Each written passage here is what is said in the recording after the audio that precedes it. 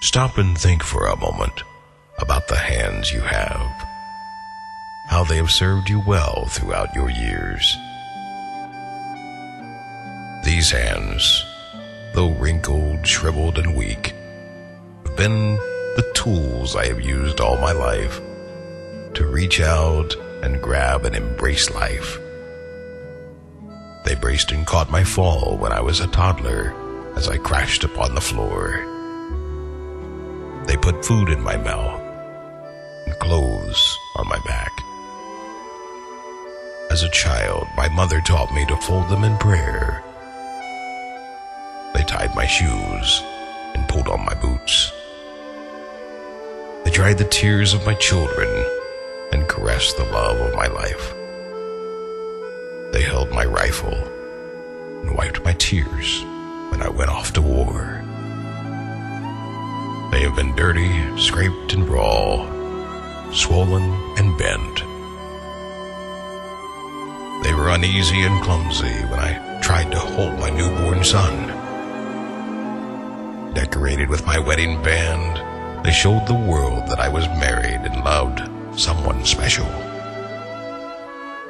They wrote the letters home and trembled and shook when I buried my parents and spouse and walked my daughter down the aisle. Yet they were strong and sure when I dug my buddy out of a foxhole and lifted a plow off my best friend's foot. They have held children, consoled neighbors, and shook in fists of anger when I didn't understand. They have covered my face, combed my hair, and washed and cleansed the rest of my body. They have been sticky and wet, bent and broken, dried and raw.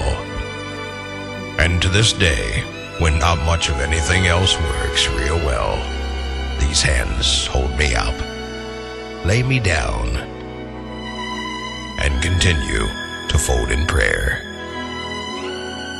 These hands are the mark of where I've been and the ruggedness of my life. But more importantly, it will be these hands that God will reach out and take when He leads me home. And He won't care about where these hands have been or what they've done. What He will care about is whom these hands belong and how much He loves these hands. And with these hands He will lift me to His side, and there I will use these hands to touch the face of Christ.